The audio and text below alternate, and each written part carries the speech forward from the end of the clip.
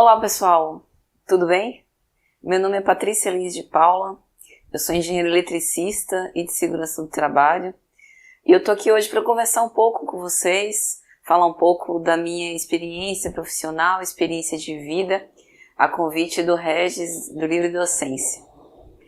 Bom, falar um pouco da minha formação. Eu comecei me formando em técnica em eletrotécnica em 2004, depois ingressei na faculdade de engenharia elétrica com ênfase em eletrônica e aí prossegui os estudos fazendo uma especialização em docência do ensino superior.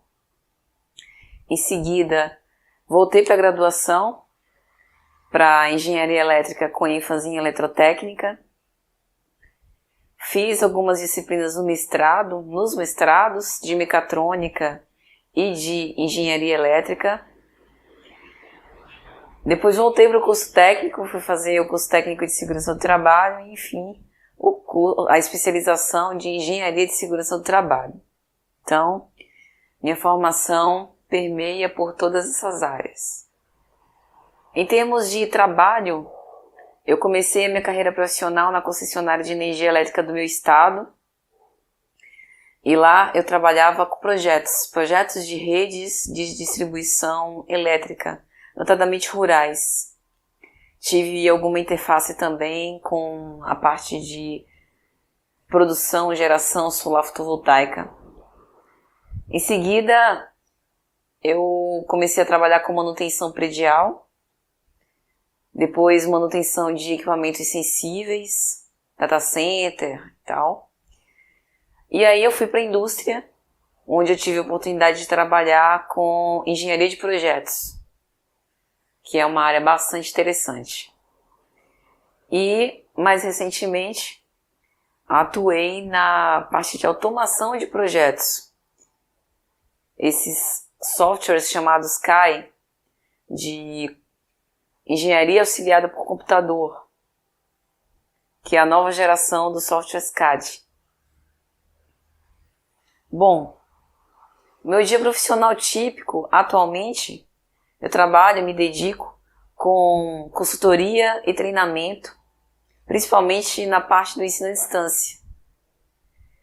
Eu também tive experiência profissional como docente em cursos de engenharia de nível superior, engenharia de produção, engenharia de computação, engenharia elétrica.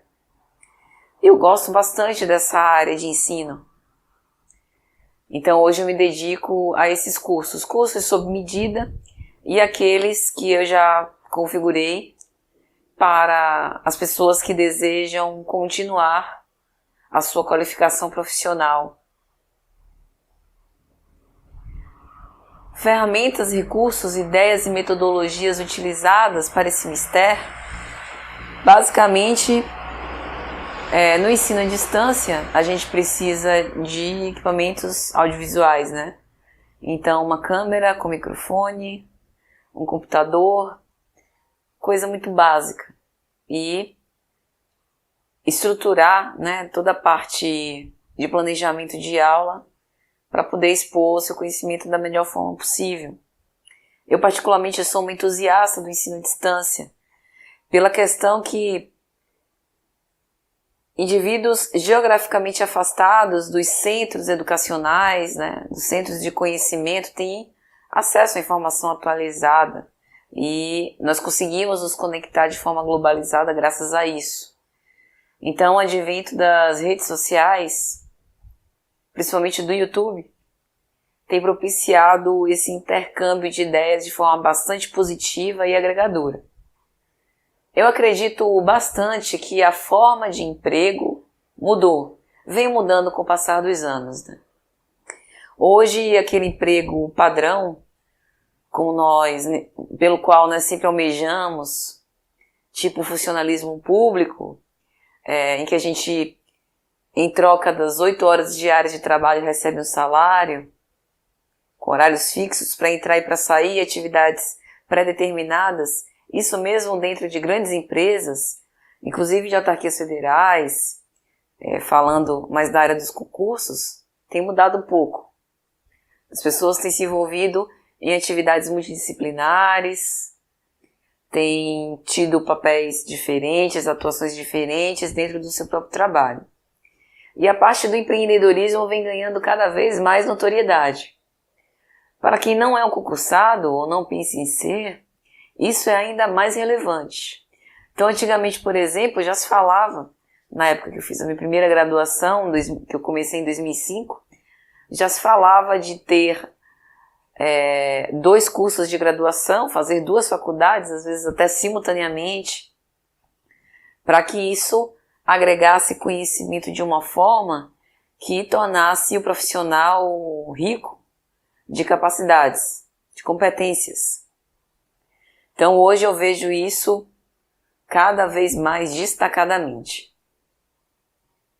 O mercado de trabalho na profissão é muito bom.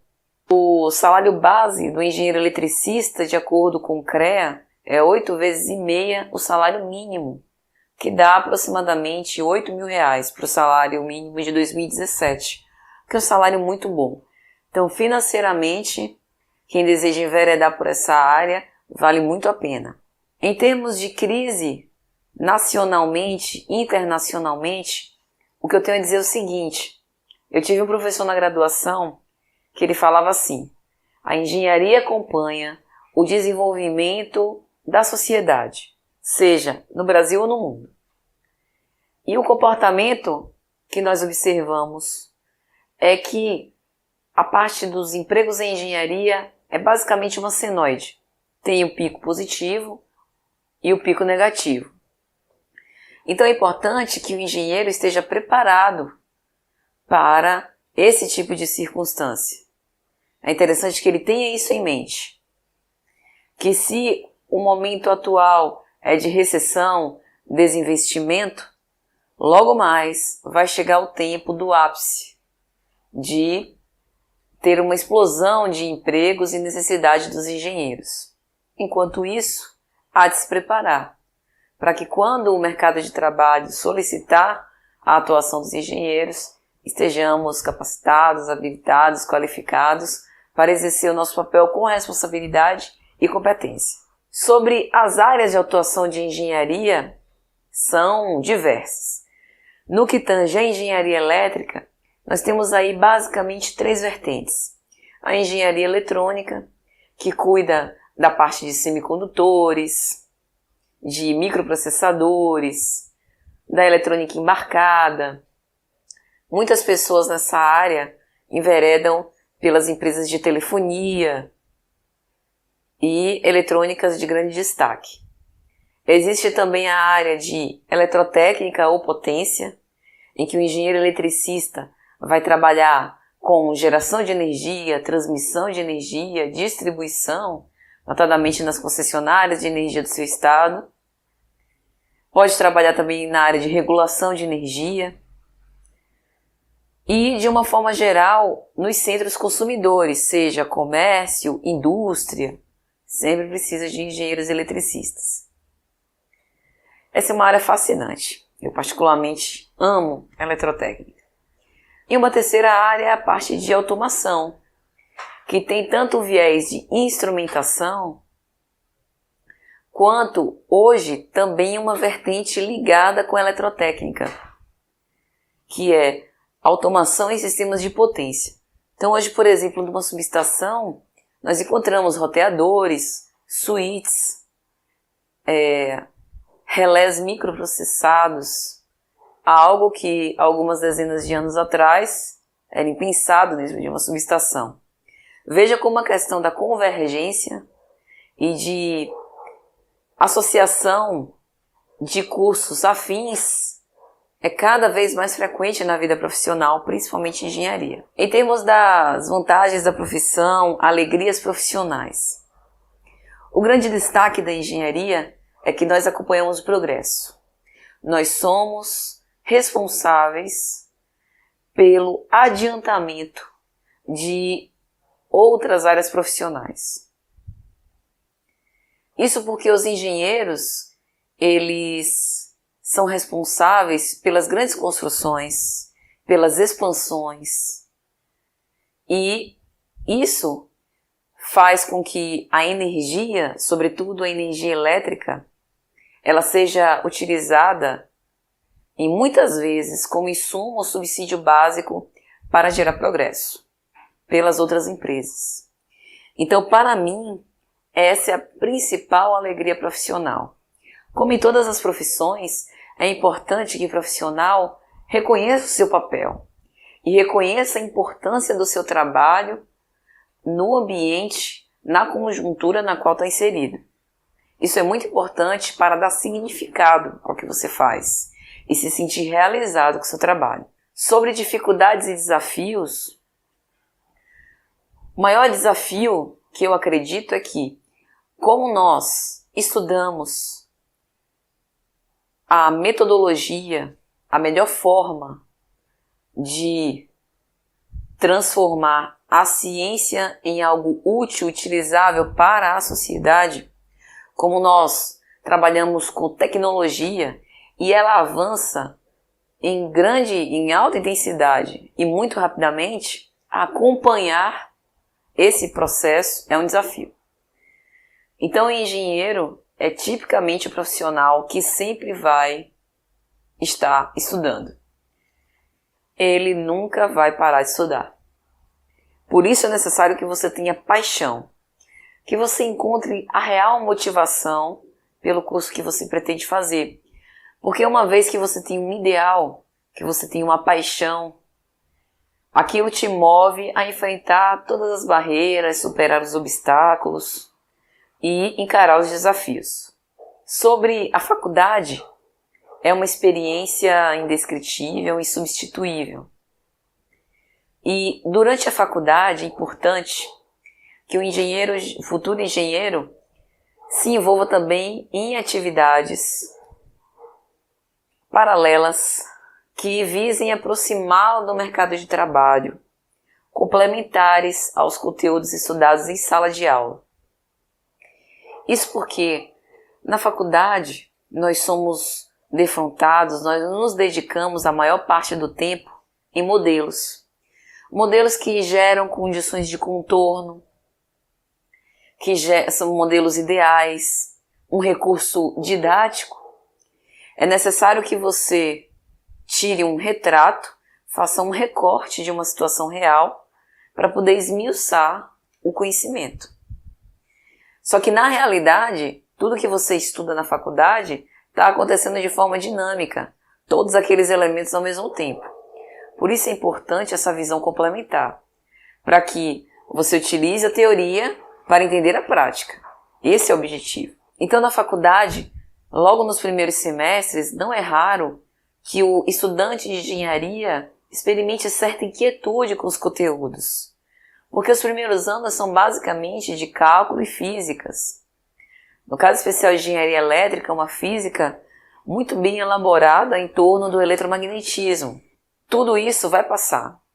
Tudo isso é a construção de uma base importantíssima para que depois você consiga edificar paredes robustas e colocar o telhado nessa construção do conhecimento.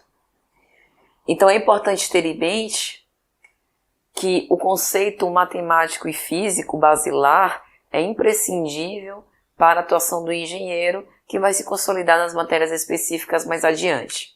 Com relação às matérias do colégio mais relacionadas com engenharia, basicamente matemática e física.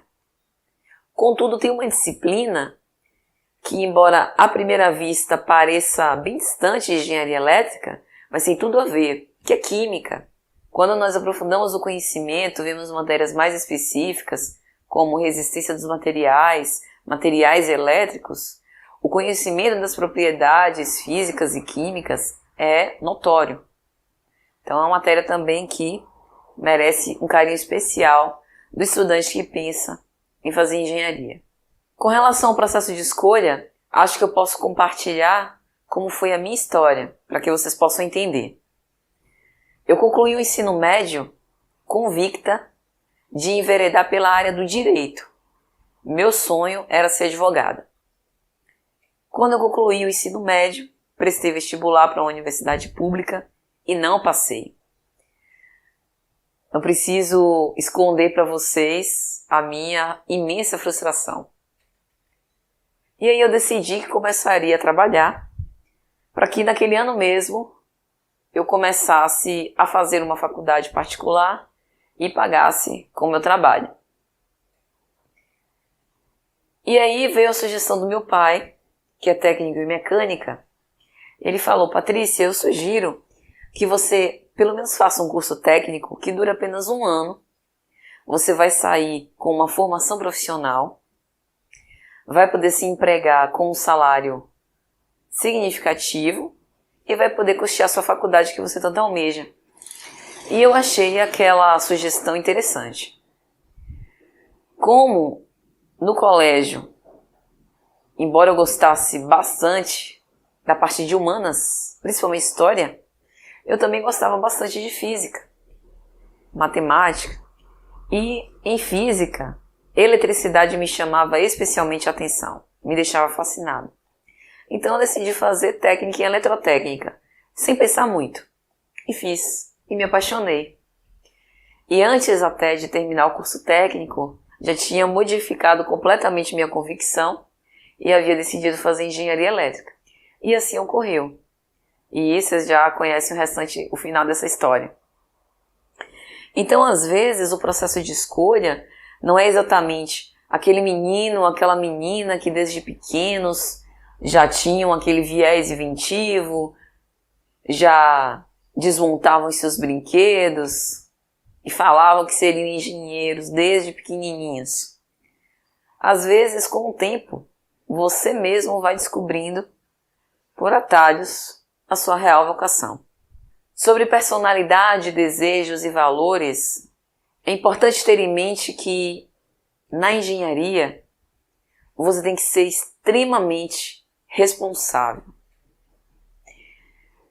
Esse mesmo professor que falou da senoide no mercado de trabalho dizia pra gente: olha, o médico mata um de cada vez, engenheiro mata dezenas. A grosso modo, chamando-nos à responsabilidade da profissão. Então o engenheiro tem que entender que, embora haja a questão criativa, existem normas a serem cumpridas, padrões técnicos testados, ensaiados. Existe a segurança que deve estar acima de qualquer projeto, que deve ser um valor. O valor à vida deve ser sempre destacado no nosso exercício profissional. Além disso, devemos ter em mente que nós não trabalhamos sozinhos, que ninguém sabe tudo e mais, que o engenheiro se forma no campo. É no labor diário, no exercício da profissão, que nós vamos aos poucos nos tornamos engenheiros.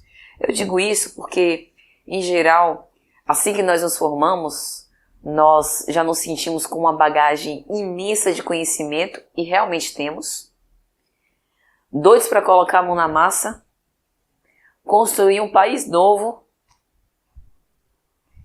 mas nos falta prática. E lembra daquela questão dos modelos teóricos versus o que acontece na realidade? Quando você vai para a prática, você é defrontado a situações problema que você precisa resolver com base nos conhecimentos que você adquiriu. Veja como a teoria é assaz importante. Mas essa experiência prática é o que vai dosando o conhecimento que você tem e vai aumentando ainda mais a sua bagagem de conhecimento. Portanto, humildade é outra característica essencialmente importante para o engenheiro. Eu costumo dizer que os meus maiores professores tinham uma escolaridade mais baixa do que a minha. Aprendi muito com diversos colegas eletricistas, ajudantes de eletricistas, técnicos eletrotécnicos e engenheiros eletricistas como eu também, mas principalmente com os eletricistas. Sobre filmes que exemplificam o labor e essa área de engenharia elétrica, primeiro Minority Report com Tom Cruise, embora seja um filme antigo, mas foi um filme que antecipou muitas das tecnologias que hoje nós já temos à nossa disposição.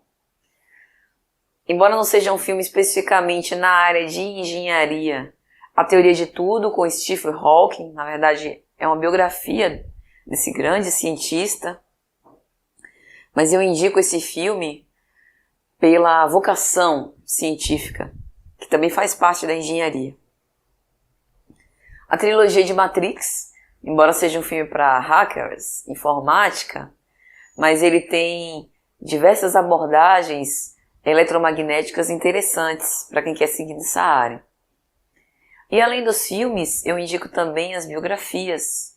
Existem diversos cientistas destacados na área de engenharia elétrica, mas eu particularmente julgo que um engenheiro eletricista não pode deixar de conhecer a história de Nikola Tesla. Para mim, foi o maior dos maiores. Eu tenho um canal no YouTube onde eu publico vídeos de forma muito despretensiosa sobre eletricidade e segurança. Fiquem à vontade para acessar. E com uma mensagem final, dicas de carreira e de vida, o que eu diria para quem está pensando em fazer engenharia, quem já está estudando, quem vai ser um futuro engenheiro, pretende se dedicar a essa área no futuro, é o seguinte: tenha sempre em mente que quando a paixão te move, você é capaz de feitos extraordinários. Escolha aquela profissão que, certamente, através dela você vai conseguir o seu sustento, a parte material, que é importantíssima. Mas, sobretudo, escolha uma profissão que tenha um caro significado para você. Que você veja o seu papel e se enxergue como um instrumento do progresso. Se assim for, você com certeza será bem-sucedido. Não só na sua profissão, como em todas as suas escolhas. Um grande abraço a todos.